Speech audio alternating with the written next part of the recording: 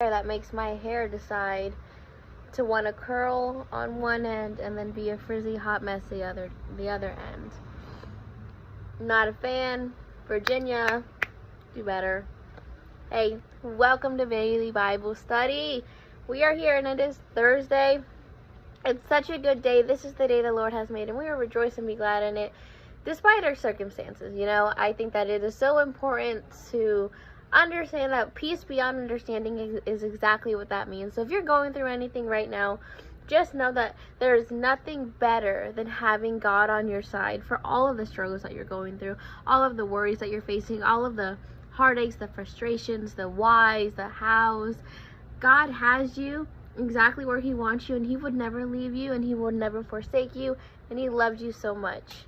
So my mom bought me some Lord's chicken.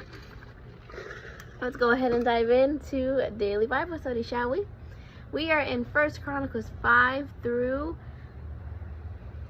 7. 5 through 7, I believe, and it was an interesting read. I feel like 5 and 7 had a lot of, no, I apologize. It was 4 through 6. 4 had a lot of, kind of like a roster of names, and then 7 had a roster of names. And honestly, you guys, if I had more than a minute to encourage, I would absolutely just go through every single theological name and how this name means pain, this name means sorrow, and the history behind the names. But unfortunately, we don't have that kind of time right now. So if you guys want to nerd out and Bible study with me, please find me on Sunday, because while digging, I was like, okay, that is crazy that God knows every detail of our lives. And as far as the names, he chooses for everything. Like, obviously, I know that God created everything and everyone. Me and the kids talked about that last night. But just when you see certain things happen with certain names and certain seasons, it's like, oh, that's crazy. So yeah, I want to go ahead though and go to chapter 5. So there's a lot of names being thrown out. I only speak English and Spanish, so every single thing I'm going to mispronounce is incorrect, so I apologize.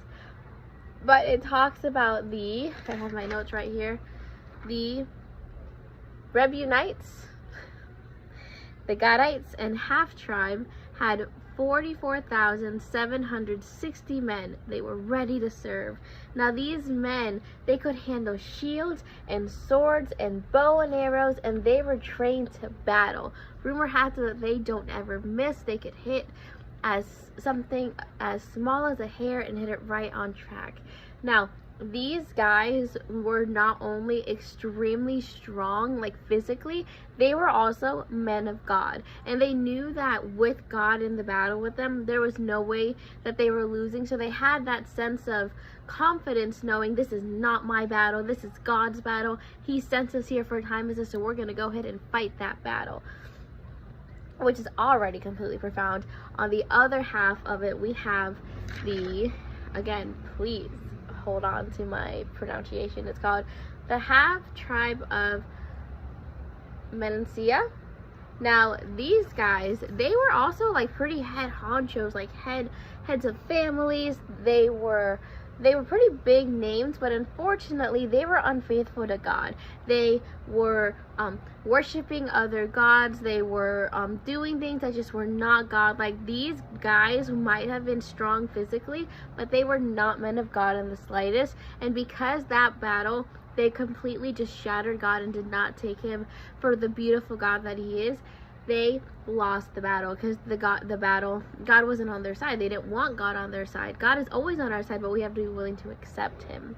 So those two things are just so profound, is both of them probably had equal training as far as the strength of it, but one team knew that they could not lose because God was on their side, and the other team was like, you know what, whatever, and they lost that battle.